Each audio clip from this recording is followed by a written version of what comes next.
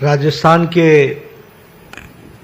बहुत ही यशस्वी लोकप्रिय मुख्यमंत्री, मेरे वरिष्ठ मित्र, जिनके साथ मैंने युवा काल से पार्टी का काम किया, ऐसे श्री भजनलाल शर्मा जी भारत सरकार में हमारे साथी मंत्री और वरिष्ठ साथी श्री गजेंद्र सिंह शेखावत जी, हमारे भारत सरकार में मंत्री और हमारे साथी भगीरथ चौधरी जी, उप मुख्यमंत्री बहन दिया कुमारी जी, हमारे उप मुख्यमंत्री प्रेमचंद बैरवा जी, हमारे स्वास्थ्य मंत्री गजेंद्र सिंह खिमसर जी, हमारे पार्टी के प्रदेश के जुझारू और कर्मशील अध्यक्ष और राज्यसभा में मेरे साथी मदन राठौर जी, शिक्षा मंत्री मदन दिलावर जी, हमारे मुख्य सचिव सुधांश पंत जी, सभी सांसदगण, विधायकगण, प्रबुद्ध नागरिकगण और हमारे मीडिया के साथी, प्रिंट मीडिया और इलेक्ट्रॉनिक मीडिया के मेरे साथी, देवी और सज्जनों, मेरा ये सौभाग्य है कि मुझे आज पुण्य श्लोक माता अहिल्याबाई होलकर जी के 300 वर्ष के जन्म जयंती पर राजस्थान की पवित्र वीर भूमि पर आने का सौभाग्य मिला है। मैं इसके लिए आप सबको बहुत बहुत धन्यवाद देता हूं कि आपने मुझे इस कार्यक्रम में शामिल किया है। हम जानते हैं कि पुण्य श्लोक माता अहिल्याबाई होलकर जी का 300 वर्ष की जन्म जयंती जब हम मना रहे हैं, तो जैसा कि भजनलाल जी ने बताया, हम उनको याद करते हैं एक समाज सुधारक के रूप में। हम उनको याद करते हैं जिन्होंने भारत की परंपरा, भारत की संस्कृति, भारत की विरासत, उसको संजोने का काम किया, उसको पुनर्जागृत करने का काम किया। हम सब जानते हैं कि उन्होंने किस तरीके से सामाजिक न्याय की लड़ाई लड़ी, और सबसे बड़ी बात यह है कि आज से 300 साल पहले जब महिला उत्पीड़न एक समाज की व्याप्त ग्रसित समस्या थी, तो उस समय उन्होंने महिलाओं के उत्थान के लिए काम को आगे बढ़ाया। यह जीवन का उनका सबसे बड़ा लक्ष्य बना। इसको भी हमको ध्यान में रखना चाहिए। इसलिए विमेन एम्पावरमेंट, महिलाओं को शिक्षा के साथ जोड़ना, प्रोग्रेसिव विचारधारा के साथ स्कूलों का निर्माण करना और उसी के साथ साथ महिलाओं के एम्पावरमेंट के लिए हर तरीके का काम करना, यह हम सब लोगों ने देखा है। आज अगर हम देखें तो आप कल्पना कर सकते हैं कि 300 साल पहले जिस तरीके से समाज की अवस्था थी, जिसमें आंतरिक कलह भी थी, बाहर का अटैक भी था, आक्रमण भी था, और आर्थिक दृष्टि से हम टूटे हुए थे। ऐसी अवस्था में जब अहिल्याबाई होलकर जी ने राजपाट संभाला, तो उन्होंने तीनों ही फ्रंट पर काम किया। आंतरिक कलह को समाप्त किया, किसानों को सुदृढ़ बनाया, व्यापार को आगे बढ़ाया और बाहरी खतरों से प्रदेश को, देश को बचाने का काम किया, राज्य को बचाने का काम किया। यह हम सबने देखा, और साथ में विरासत को भी मजबूतीकरण किया, यह हमने देखा है। और इसलिए आज के दिन हम जब उनको याद करते हैं तो ये सारी बातें हम सबको कितनी आज भी रेलेवेंट दिखती हैं, कितनी आज भी प्रासंगिक दिखती है। और प्रासंगिक इसलिए कि जिन बातों से उस समय अहिल्याबाई माता, पुण्य श्लोक माता अहिल्याबाई होलकर जी जूझ रही थी, वही समस्याएं से आज भारत के प्रधानमंत्री नरेंद्र मोदी जी बखूबी उन्हीं बातों की लड़ाई लड़ करके समाज को पूरी ताकत से आगे बढ़ाने का और देश को आगे बढ़ाने का काम कर रहे हैं।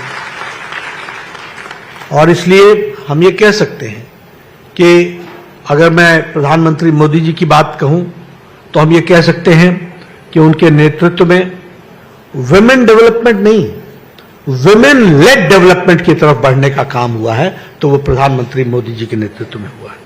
और जब हम डबल इंजन की सरकार की बात करते हैं तो मैं यहां भजन लाल जी को इस बात के लिए बधाई देना चाहता हूं।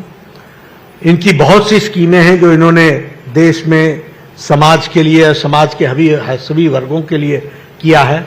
फिर चाहे वो हमारा मुलाजिम वर्ग हो, फिर चाहे हमारा किसान हो, फिर चाहे हमारा वो मजदूर हो, फिर चाहे वो स्वास्थ्य का क्षेत्र हो। लेकिन आज अहिल्याबाई होलकर जी से जुड़े हुए महिलाओं के सशक्तिकरण के लिए सिर्फ महिलाओं के ही कार्यक्रमों को आज समर्पित किया है। इसके लिए भी मैं उनको बधाई देना चाहता हूं कि उन्होंने महिलाओं के स्पेसिफिक दृष्टि से और स्वास्थ्य की दृष्टि से, क्योंकि स्वास्थ्य मंत्री आया हुआ है, तो उन्होंने स्वास्थ्य मंत्री के लिए भी महिलाओं के साथ जुड़ा हुआ जो विषय रहा उसको आगे रखने का प्रयास किया है। इसके लिए मैं उनको बधाई देना चाहता हूं जिन्होंने इस कार्यक्रम की रचना की है। आज लाडो प्रोत्साहन योजना इसका शुभारंभ किया गया और जिसमें विमेन एम्पावरमेंट में और खास करके सेक्स रेशियो में जो तकलीफ आती थी उसको निरस्त करने के लिए आपने जो स्कीम को आगे बढ़ाया है, इसके लिए आप बधाई के पात्र हैं।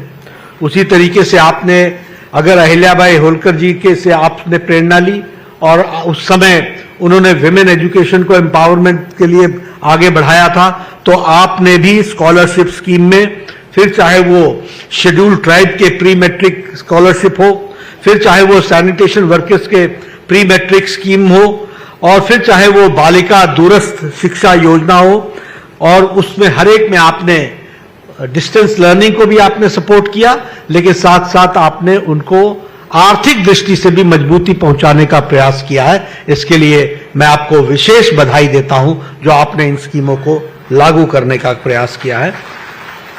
लखपति दीदी ऋण योजना, इसमें लगभग 12 करोड़, आज आपने 1800 बेनिफिशियरीज को अभी मेरे से बटन दबा करके आधे मिनट भी नहीं, 15 से 20 सेकंड के अंदर आपने लगभग 18,000 बेनिफिशियरीज को आपने 12 करोड़ रुपए डिस्पर्स किए हैं। इसके लिए मैं आपको बधाई देना चाहता हूं। उसी तरीके से कालीबाई भील मेधावी छात्रा स्कूटी योजना, जब हम शुरू में आए तो हमारे साथ बालिकाओं ने वहां पर उनको स्कूटी आपने भेंट दी। ये स्कूटी सिर्फ कोई भेंट नहीं है, ये स्कूटी उन बहनों को, उन बच्चियों को जीवन में एम्पावर करने का रास्ता है, जिसके माध्यम से उनका सेल्फ कॉन्फिडेंस बढ़ने वाला है और वह उनको एक नया रास्ता देने वाला है। और आपने उसमें 2000 स्कूटी आज वितरित की है। आपने उसी तरीके से कस्तूरबा गांधी स्कूल के लिए 5 नए उसका शिलान्यास और उसका फाउंडेशन स्टोन रखने का प्रयास किया है। 50 गवर्नमेंट स्कूल्स आपने खोलने का आज जो तय किया है, उसके लिए मैं विशेष करके आपको बधाई देता हूं। लेकिन सबसे बड़ी बधाई आपको इसलिए देता हूं क्योंकि आपने मां, जो मदर्स एब्सोल्यूट अफेक्शन है, उस कार्यक्रम को जो आपने कार्य रूप दिया है, जिसमें आप गर्भ की पाठशाला, यानी प्रेग्नेंट मदर जिस समय वह गर्भावती होती है उस समय से लेकर के बच्चे के पैदा होने तक और उसके टीकाकरण तक आपने जो उसको लाइफ साइकिल अप्रोच में आपने उनकी जागृति लाने के लिए जो आपने कार्यक्रम लिया है, ये बहुत बड़ा कार्यक्रम है जो देश और समाज को परिवर्तित करेगा और इसके लिए मैं आपको बधाई देना चाहता हूं। उसी तरीके से आपने नारी चेतना अभियान, स्वस्थ नारी चेतना अभियान, इसमें जो आपने अवेयरनेस लाने का प्रयास किया है और उसके लिए भी मैं आपको बधाई देता हूं। और आपने महिलाओं को हायर एजुकेशन से फैसिलिटेट करने के लिए और उनको आर्थिक दृष्टि से सुदृढ़ बनाने के लिए जो आपने काम लिया है, उसके लिए मैं आपको बहुत बहुत बधाई देना चाहता हूं। मैं जब यहां आया हूं तो जब ये डबल इंजन की सरकार की बात मैं करता हूं तो मैं निश्चित रूप से आपको बताना चाहता हूं कि देखिए आपके हाथ में कितनी बड़ी ताकत है। मैं राजनीतिक बात नहीं कर रहा हूं, लेकिन मैं समाज से और देश से जुड़ी हुई बात कर रहा हूं कि आपके हाथ में कितनी बड़ी ताकत है। आप ही बताइए क्या 2014 के बाद देश की तस्वीर बदली है कि नहीं बदली है?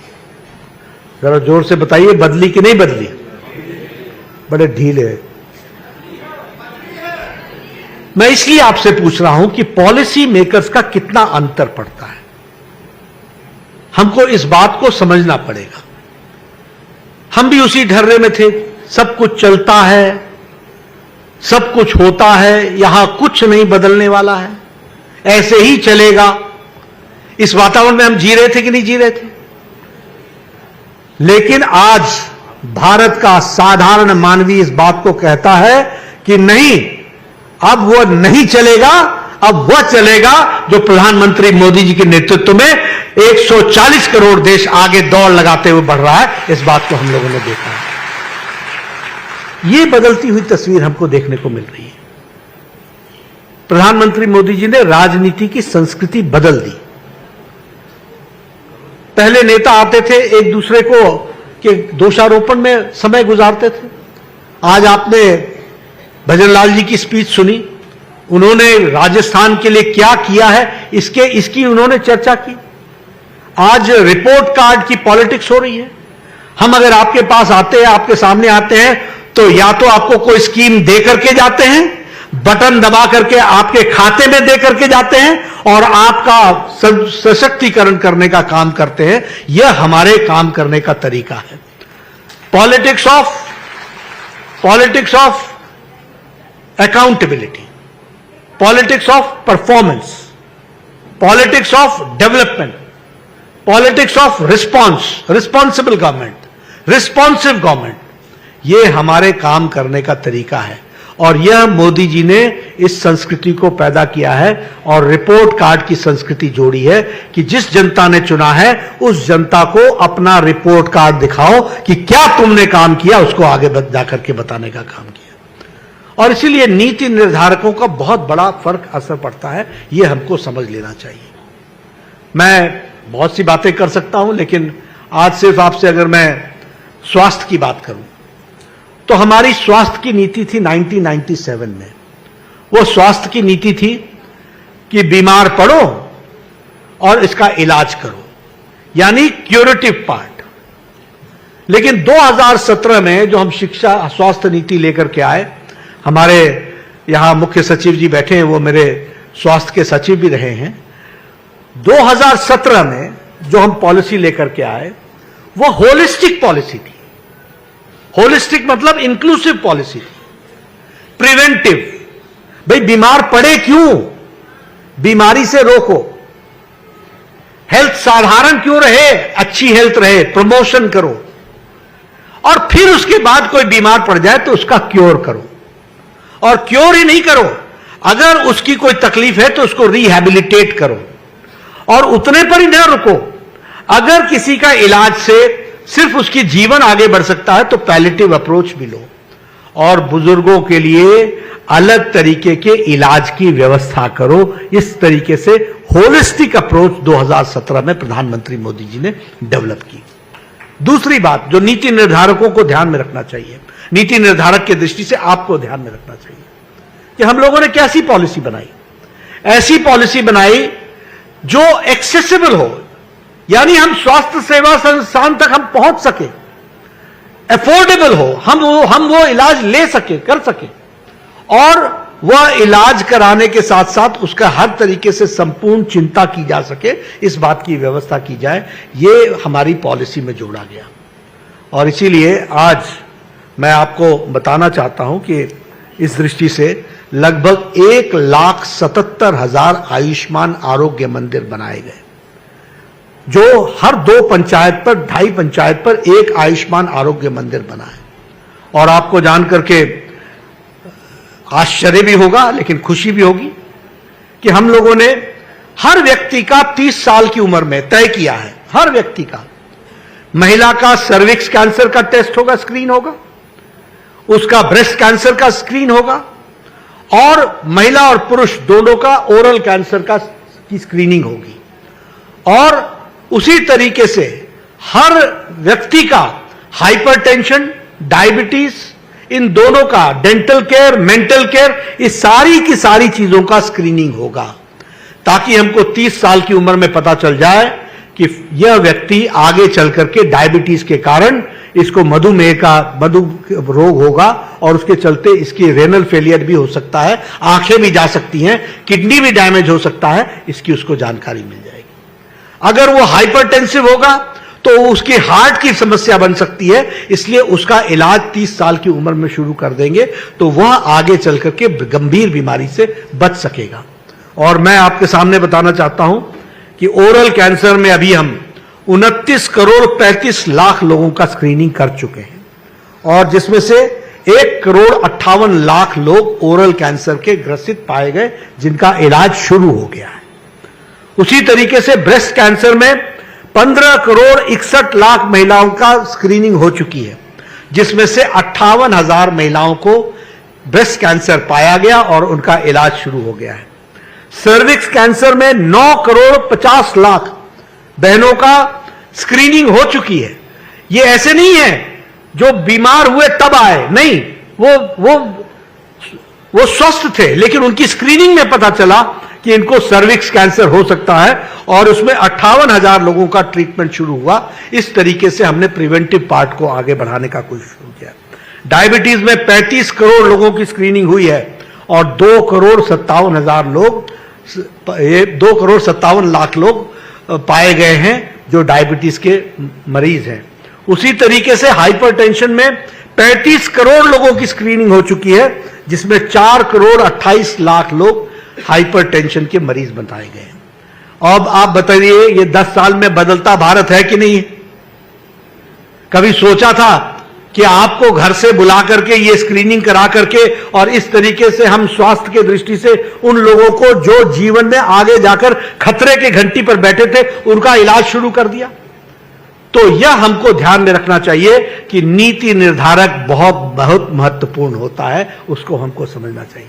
इसलिए नीति निर्धारक कौन हो वह आपको ध्यान में रहना चाहिए। यह भजनलाल शर्मा जी को बैठाना मुख्यमंत्री के पद पर यह विषय नहीं है। विषय यह है कि इस विचारधारा के एक सिपाही को बैठाना जो दिन रात एक करके उनकी टीम पूरी ताकत से मोदी जी के नेतृत्व में राजस्थान की सेवा कर रही है, इस बात को हमको समझ लेना जरूरी है। आपने अन्य सरकारें भी देखी हैं, वो किस तरीके से सरकार चलाते रहे वो भी आपने देखा है, आपको पता है उनकी सोच क्या थी। लेकिन मैं एक बात जरूर कहना चाहूंगा कि दिन और रात का अंतर हो तो कम से कम रात के बाद दिन तो पसंद आना चाहिए, इसकी तो हमको ध्यान में रखना चाहिए। और मैं कई बार बोलता हूं, उजाले का महत्व तभी समझ में आता है जब अंधकार की त्रासदी देखी हुई हो। और इसीलिए मैं आपसे निवेदन करूंगा कि अंधकार की त्रासदी आप देख के झेल के आए हैं और अब आप उजाले में हैं और इसलिए उजाले को आप संभाल के रखें, यह मैं आपसे निवेदन करना चाहता हूं। हम लोगों ने प्रधानमंत्री आयुष्मान भारत इंफ्रास्ट्रक्चर मिशन में पीएम अभीम में हम लोगों ने लगभग 64 करोड़ रुपए खर्च करने का तैयारी की है और उसमें से लगभग 3,000 करोड़, क्षमा करिएगा 64,000 करोड़ और 3,000 करोड़ हम राजस्थान में खर्च कर रहे हैं। कल ही खिमसर साहब, कल ही हमारी बैठक हुई है ना, कल ही वीडियो कॉन्फ्रेंस में मैंने इनके साथ बैठक की है और मैंने कहा है कि भाई साहब आपके लिए 3,000 करोड़ रुपए राजस्थान के स्वास्थ्य के लिए दिया है हमने, उसको आप 1 साल के अंदर आप खर्च करिए और खर्च करने वाले बनिए। आगे ये डबल इंजन की सरकार है, ये डबल इंजन की सरकार हमको समझ में आनी चाहिए। हम मोदी जी का आशीर्वाद है जिसके कारण से आज आपको ये सब मिल रहा है। देखिए कैसे फर्क पड़ता है राजनीति का। मैं हर एक छोटी छोटी बात आपके सामने इसलिए रख रहा हूं। 1960 में 50 से 60 के बीच में all India institute of medical sciences Delhi में एक बना। 1960 से लेकर के 1998 तक सिर्फ एक all India institute of medical sciences था। यह प्रधानमंत्री अटल बिहारी वाजपेयी आए जिन्होंने 6 all India institute of medical sciences बनाए और उन्होंने आपको बिना आपसे मांगे हुए जोधपुर में भी आपको राजस्थान की धरती पर all India institute of medical sciences दिया। और प्रधानमंत्री मोदी जी ने 16 और all India institute of medical sciences खोले। आज 23 all India institute of medical sciences हैं। ये बदलते हुए भारत के स्वास्थ्य की तस्वीर है, वो हमको समझना चाहिए। आपने नहीं मांगा हमसे,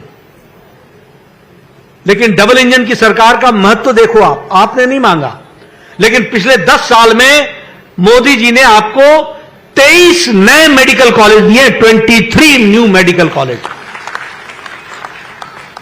आपकी पीजी की सीट देश भर में जो 51,000 थी वो बढ़ करके 1,18,000 हो गई है। पोस्ट ग्रेजुएट की सीट जो 31,000 थी वो 74,000 हो गई है। और फिर भी हम चैन से बैठ नहीं रहे हैं। हमने 5 साल के अंदर 75,000 नए पीजी सीट्स देनी है, नए यूजी और पीजी सीट्स देनी है, यानी हम मेडिकल कॉलेज को बनाने वाले हैं। आपने कभी सोचा था कि बाड़मेर में मेडिकल कॉलेज खुलेगा? कभी किसी नेता ने हिम्मत की थी मांग करने की?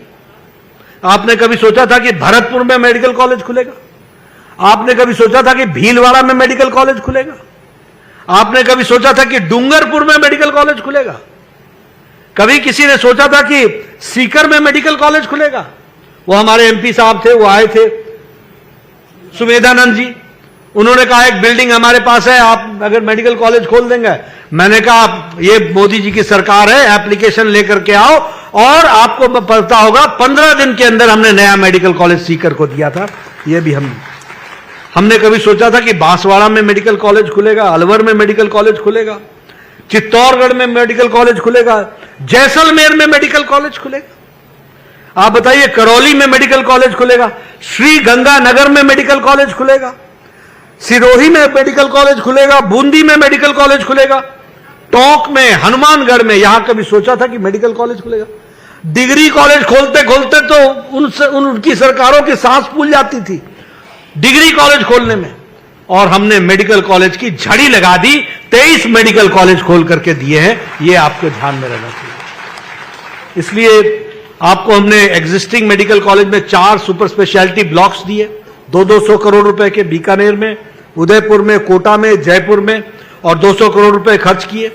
और इतना ही नहीं, जो चल रहे मेडिकल कॉलेज हैं उसमें हमने अंडर ग्रेजुएट की 750 सीटें दी हैं और पोस्ट ग्रेजुएट में 1,467 सीटें दी हैं। तो इस तरीके से हम लोगों ने कोशिश की है कि मेडिकल के एजुकेशन की दृष्टि से हमने एक प्रयास किया है। मैं यहां आपके साथ एक बात और कह देना चाहता हूं। प्रधानमंत्री मोदी जी लगातार तीसरी बार प्रधानमंत्री बने हैं। जब पहली बार बने थे तो उस समय मैं वर्ल्ड हेल्थ असेंबली के चेयरपर्सन भारत को मिला था, तो वो चेयर करने का मौका हमको मिला था। उस समय हम कहते थे यूनिवर्सल हेल्थ केयर, यानी हम हेल्थ की एश्योरेंस करेंगे, हम सबको एश्योर करेंगे हेल्थ देने का। और उस समय हमको लगता था पता नहीं हम कर पाएंगे कि नहीं कर पाएंगे।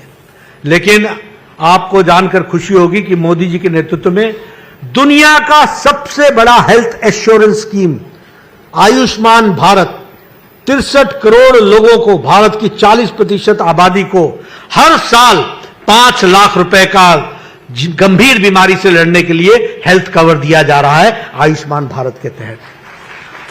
और इस बार हम लोगों ने प्रधानमंत्री व्यय वंदन योजना के तहत कोई भी व्यक्ति जिसकी उम्र 70 साल से ऊपर की हो जाएगी, तो जिंदगी जब तक वो अंतिम सांस नहीं ले गया, किसी भी जाति का हो, किसी भी आर्थिक क्राइटेरिया का हो, गरीब हो, अमीर हो, सबको मोदी जी के तरफ से जब तक वो अंतिम सांस नहीं लेता 5 लाख रुपए का हेल्थ कवर उसको दिया जाएगा। यह कार्यक्रम हम लोगों ने लिया। यहां तो इंश्योरेंस कंपनी भी 60 साल के बाद इंश्योरेंस देना बंद कर देती है, और प्रधानमंत्री मोदी जी ने 70 साल से ऊपर के लोगों के लिए 5 लाख रुपए का हेल्थ कवर दिया है। इसलिए मित्रों, स्वास्थ्य के दृष्टि से, ये विमेन एम्पावरमेंट की दृष्टि से, हर चीज की, हर स्कीम को उठा करके आप देखेंगे उसमें महिलाओं ना 50% से ज्यादा हिस्सेदारी हुई है। और अब तो हमें खुशी है आपके साथ ये शेयर करते हुए, जब मैं अहिल्याबाई होलकर जी की जन्म शती 300 साल की जन्म शताब्दी हम मना रहे हैं, तो हमें खुशी है ये बोलते हुए कि अगली पार्लियामेंट जो 2029 में बनेगी उसमें 33% महिलाएं एमपी होंगी। इस तरीके का काम होने वाला है, इसको भी हमको समझना चाहिए। इसलिए आपका ज्यादा समय न लेता हुआ मैं आपको फिर से बहुत बहुत शुभकामनाएं देता हूं। मुझे मालूम है कि महिलाओं को काफी देर से आप आई हुई हैं और आज आपको आपके खातों में भजन लाल जी ने बड़े बटन दबा करके एक